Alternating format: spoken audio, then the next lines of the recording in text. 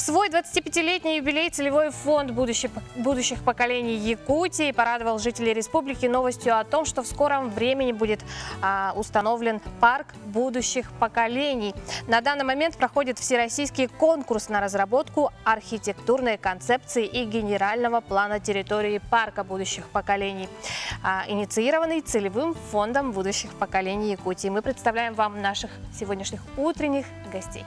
Итак, у нас в студии Сергей Васильевич Местников, генеральный директор некоммерческой организации «Целевой фонд будущих поколений Республики Саха-Якутия», и Сергей Андреевич Георгиевский, генеральный директор агентства стратегического развития «Центр город Москва». Доброе утро. Доброе утро. Доброе утро. Сергей Васильевич, расскажите нам немного о конкурсе.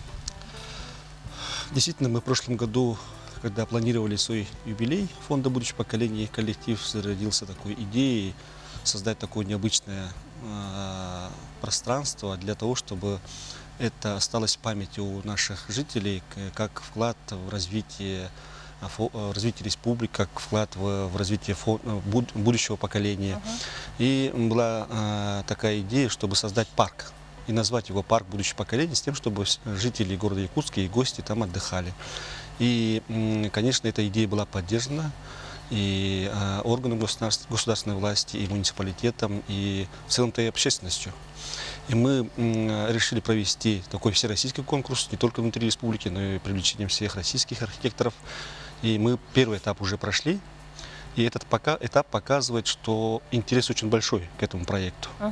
Со стороны российского архитектурного сообщества в нашем конкурсе подали заявку на участие 87 организаций, в том числе зарубежные компании. Об этом Сергей расскажет. И это в целом-то показывает интерес не только к нашему проекту, но и региону в целом. Что наш регион развивается, что он уникальный, своей историей, свои пути развития. И мы по итогам первого этапа довольны результатами. Сейчас мы в составе жюри отобрали 5 финалистов, которые на этой неделе прилетели к нам в Якутск. Большинство из них в наш Якутск прилетели впервые. Они не знали до этого, скажем так, Якутию, Якутск. И для них это такое вот очень интересное общение с нашими жителями, приобщение к нашей культуре и традициям, узнать наш якутский мороз, холод. И потом приступить к проектированию такого парка на такой вечной мерзлоте, где у нас, скажем так, 9 месяцев зимы. Да? И я думаю, что будет очень интересный результат мы увидим уже в конце января. И это нам удалось благодаря нашим партнерам, Сергею, который нам помогает организовать такой масштабный конкурс. Сергей Андреевич, ну как вам Якутск? Какие впечатления у вас сложились? Я уже не первый раз в Якутске, но первый раз зимой. Действительно, зима, правда, начинается в Якутии, теперь я это понимаю. Мне кажется, что среди северных городов Якутск действительно обладает наибольшим потенциалом сейчас. Все-таки крупнейший город в вечной мерзлоте, самый большой опыт. Это своеобразная лаборатория северных инноваций. И сегодня Якутск может предложить решения не только внутри республики. Он становится лабораторией для решений для многих северных городов. Это очень интересно.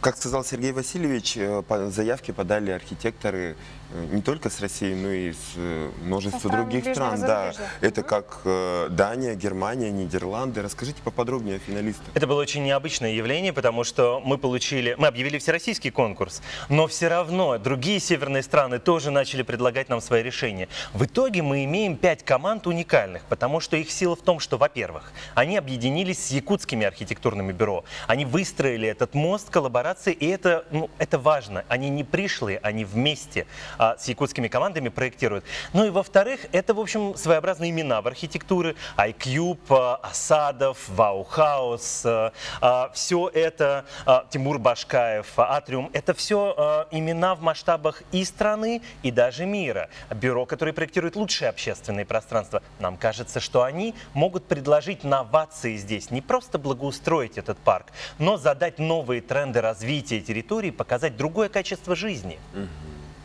Конечно же. И, получается, в течение какого времени будет проходить вот это все мероприятие? Ну, все завершится уже в январе. 23 января мы сможем объявить результат, и это конкурс открытый. Поэтому мы вовлекаем всех экспертов, жителей, все заинтересованные лица в том, чтобы работать над этой задачей. А жюри конкурса, и это большая редкость, будет проходить в открытом формате с прямой трансляцией. И каждый сможет не просто видеть, но и комментировать, задавать вопросы. Более того, мы приняли решение вместе с фондом, что презентовать результат мы будем не только компетентному жюри, но мы хотели бы также выйти к жителям и в открытом формате показать все концепции и концепцию победителя представить напрямую, услышав обратную связь, и потом, возможно, еще доработав проект с учетом мнения горожан. Ну а сейчас мы уже начали работу с ними, и мы надеемся, что сегодня в 4 часа в общественном центре мы соберем самые активные сообщества людей не безразличных, неравнодушных к будущему Якутску, и вместе с ними будем обмениваться идеями, будем говорить о проектировании. Мы ждем всех горожан, потому что финалисты специально приехали для того, чтобы общаться с ними, слышать их. И в общественном центре сегодня, в общем, это будет большое событие для нас, потому что мы будем, наконец, вместе с жителями работать над этой задачей. Общественный центр, который находится на Курашова, нужно сказать, да? Все верно.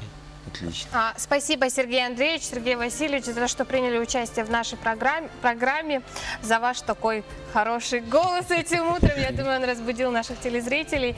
Удачи и успехов, конечно же, в реализации проекта. Мы все с нетерпением ждем парк. Да, появление парка в нашем городе.